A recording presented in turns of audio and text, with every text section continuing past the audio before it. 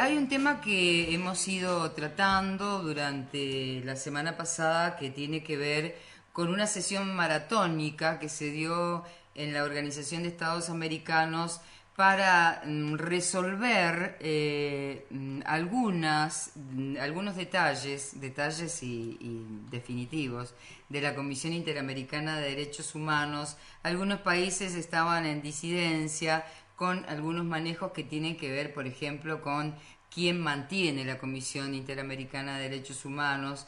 Hubo 12 horas de debates, estuvieron reunidos los cancilleres de la Asamblea General Extraordinaria en Washington, que es otro de los temas que también se está discutiendo de la Comisión Interamericana, y es por qué tiene su sede en Washington, por qué tiene su sede en Washington la OEA, además, bueno, diversos temas. El sábado estaba viendo Visión 7 Internacional y allí pude escuchar y ver a Gastón Gillier, que es director ejecutivo del CELS, y se me ocurrió que era bueno charlar con él para que nos comentara cuál es su opinión respecto de estas diferencias de criterio de algunos países como los del ALBA respecto del funcionamiento de la Comisión Interamericana de Derechos Humanos. ¿Cómo le va, Gastón Gillier? Buenos días. ¿Qué tal? Buen día, ¿cómo les va? Gracias por atendernos en un día feriado, pero bueno, nosotros seguimos trabajando y seguimos molestando.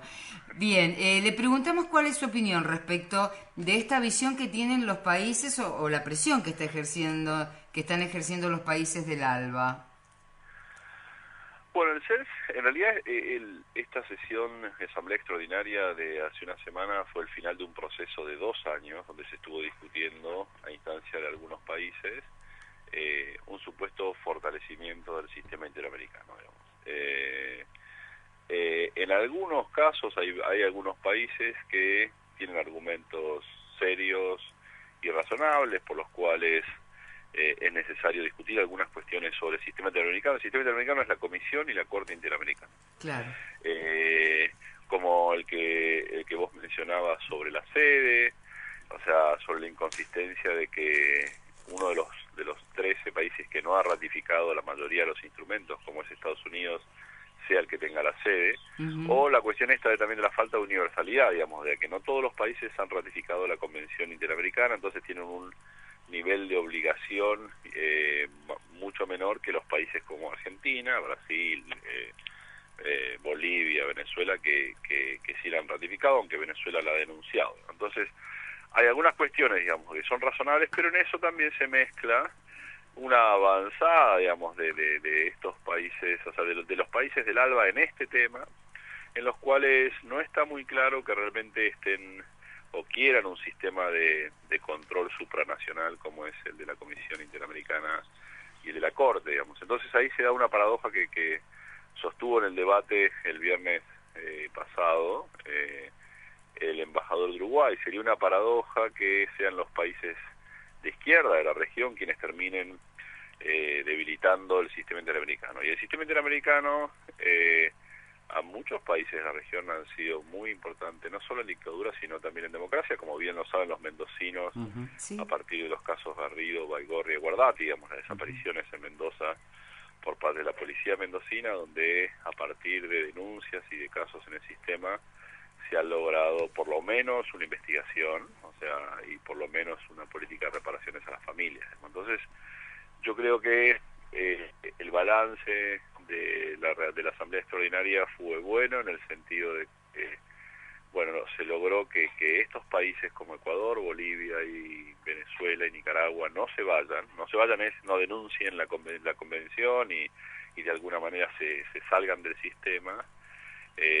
Y ha quedado un proceso para darle seguimiento, para tratar de acercar posiciones en las cuales, por un lado, países como Estados Unidos, Canadá y otros países del Caribe tienen que ratificar la convención, tienen que ratificar otros instrumentos, y al mismo tiempo los países del ALBA, por ejemplo, tienen que comprometerse a que realmente haya un compromiso genuino con el sistema. Y la otra cuestión que podemos hablar, si quieren, es la cuestión del financiamiento, que creo que vos también mencionaste.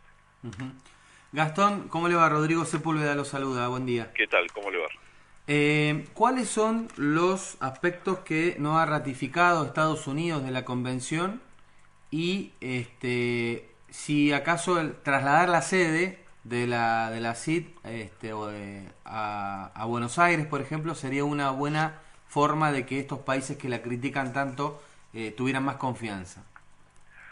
Bueno, lo que no ha ratificado Estados Unidos Canadá y otros, es toda la Convención Americana. O sea, ellos están solo obligados ante la Comisión por la Declaración Americana de los Derechos y los Deberes del Hombre, que es un nivel, digamos, mucho menor de obligatoriedad. Digamos, Estados Unidos no ha ratificado la Convención Americana, que es la que, por ejemplo, tiene la competencia ante la Corte Interamericana. O sea, en Estados Unidos las víctimas solo pueden hacer denuncias a la Comisión, cosa que hacen, digamos, porque este es otro malentendido que dicen que, bueno, el argumento de los países, de muchos países, es que la Comisión es una herramienta de manipulación de Estados Unidos, y lo cierto es que si bien la Comisión nació en el contexto de la Guerra Fría, en el 59, con el objetivo también de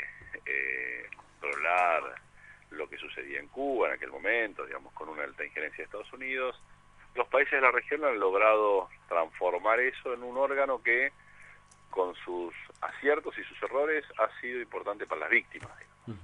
Entonces, en relación con tu pregunta, yo creo que más allá de dónde se puede instalar, o sea Buenos Aires, o sea San José de Costa Rica, o sea Panamá, el cambio geográfico de la Comisión puede servir por lo menos para poner en blanco y sobre negro la inconsistencia de que, bueno, de que un país que tiene menos nivel de obligatoriedad sea el que tenga la sede, y de alguna manera también puede dejar con menos argumentos y confrontar a los países del ALBA si genuinamente están de acuerdo en que haya un sistema supranacional, como son los mecanismos de protección de los derechos humanos, tanto de la OEA como de Naciones Unidas, o los que están discutiendo que tienen otro sentido en el UNASUR, para que cuando existen problemas de derechos humanos en nuestros países, estos mecanismos puedan servir. Y yo creo que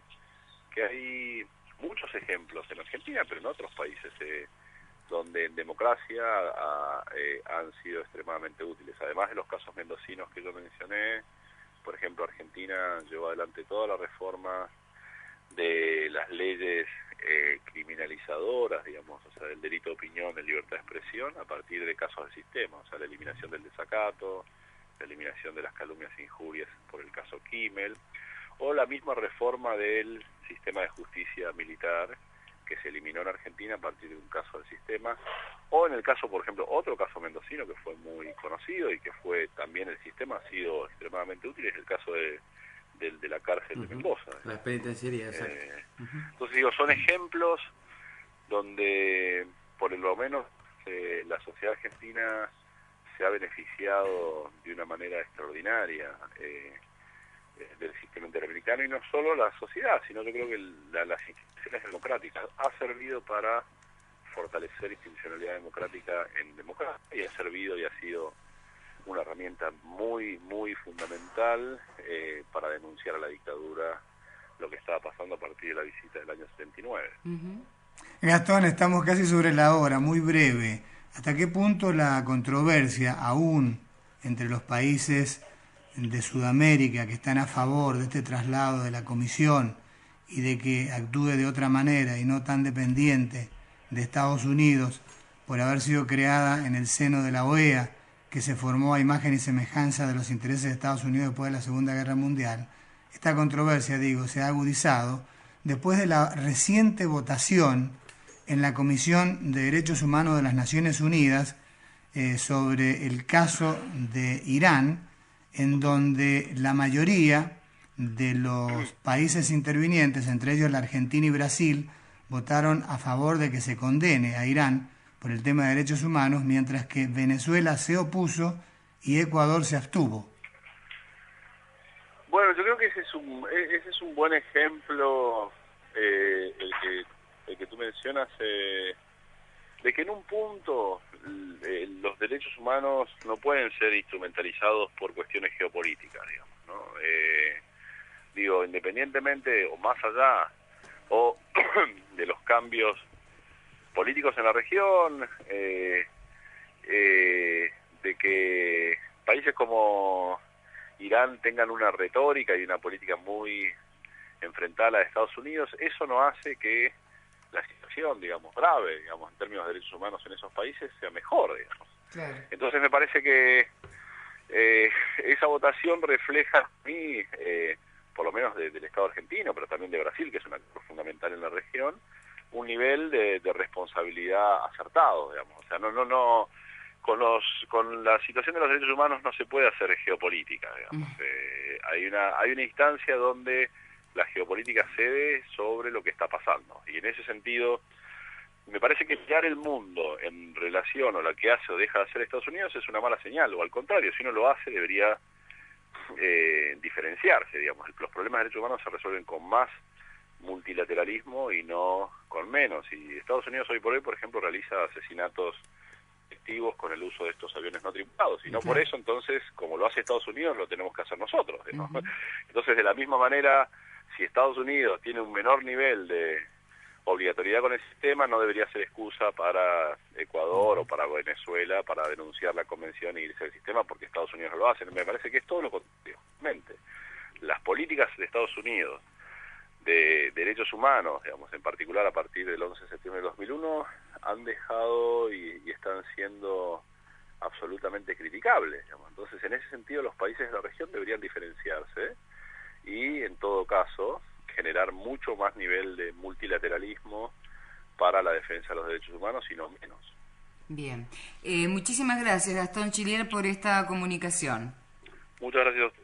Chao, estábamos hablando con el director ejecutivo del CELS sobre la Comisión Interamericana de Derechos Humanos y Adláteres.